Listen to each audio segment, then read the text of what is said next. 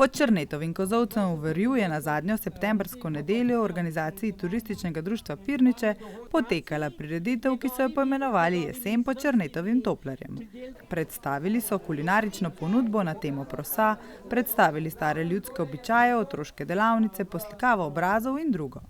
Na dogodku so se predstavili lokalni kmetje in predelovalci domačih izdelkov in lokalne ponudbe. Rdeča nit je proso, vsako drugo, tretje leto pride na vrsto, leta 23 je bilo leto prosa, ampak proso je tako pomembno bilo že v zgodovini in sedaj tako, da se odločamo z veseljem, da predstavimo, kako se ga prideluje, kako je bil cel postopek včasih, ne na starodaven način. Potem pa seveda ponudimo tudi kulinarične dobrote, ker iz prosa se naredi marsikaj dobrega, ob tem, da je okusno in pa zelo, zelo zdravo.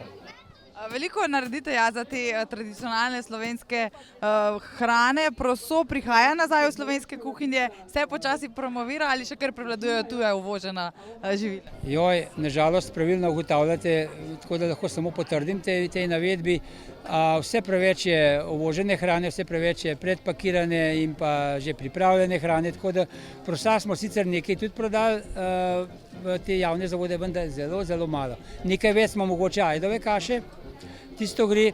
Moram pa reči, da se to odpira nekako, vse pa je odvisno od se pravi, šefov kuhinje in pa organizatorjev prehrane, kajti v njihovih glavah mora dozoreti, da je ta hrana, ki prihaja z kmetije, še posebej, če je ekološka, da je to zdrava hrana in da s tem naredijo največ za te otroke, za katere jim pripravljajo obroke. Zvezda dneva je bilo torej proso, ki se počasi a vztrajno vrača tudi v slovenske kulinarične recepte. Proso je danes na meniju, naredili smo pa kašnato repo, ker je noter še malo mesano, pa posebej smo naredili ocvirke.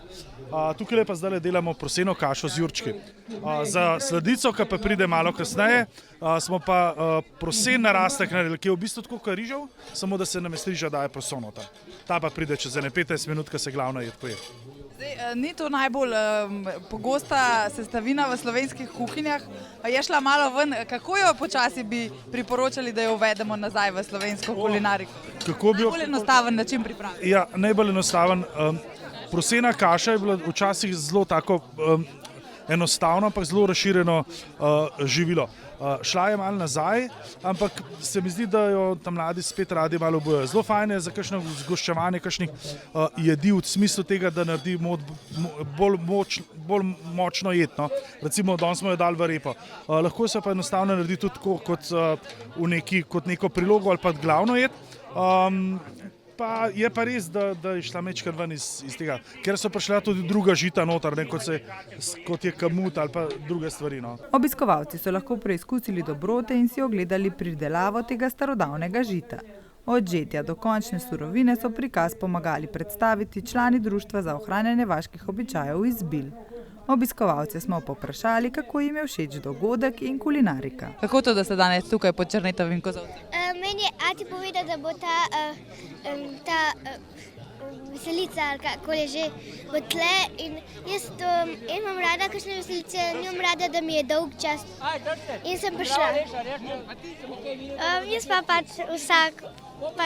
vse veselice, ki jih poznamo, večinoma gremo.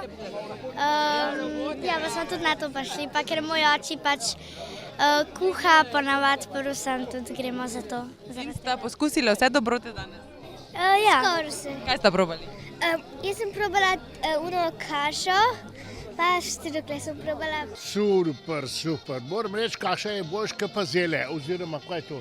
Repa, meni ne diši preveč. Pa sicer si tudi doma velikokrat privoščite proseno kašo? Ja, tudi ja. Bom rekel, naredim velikokrat kašo. Medlo, se reče položk. Kako so vam všeč takili dogodki? To je standard na Verju. Ste poskusili dobrote? Vse. Kako vam je bilo všeč? Dobro. Pa sicer si večkrat privoščite proseno kašo? Ja, doma si jo skuhamo, ja. Kako pa jo pripravite? To bo žena kuha, jaz če lih nujno, drugače pa ne. Vam je najbolj všeč na sladko, na slano? Najboljše je z mlekom, mlečna kaša. To je naša otroška paša. Za zabavo najmlajših so poskrbeli z otroško ustvarjalnico in poslikavo obraza. Bogata stojnična ponudba lokalnih predelovalcev in druženje ob kulinaričnih dobrotah se je nadaljevalo pozno v popoldne.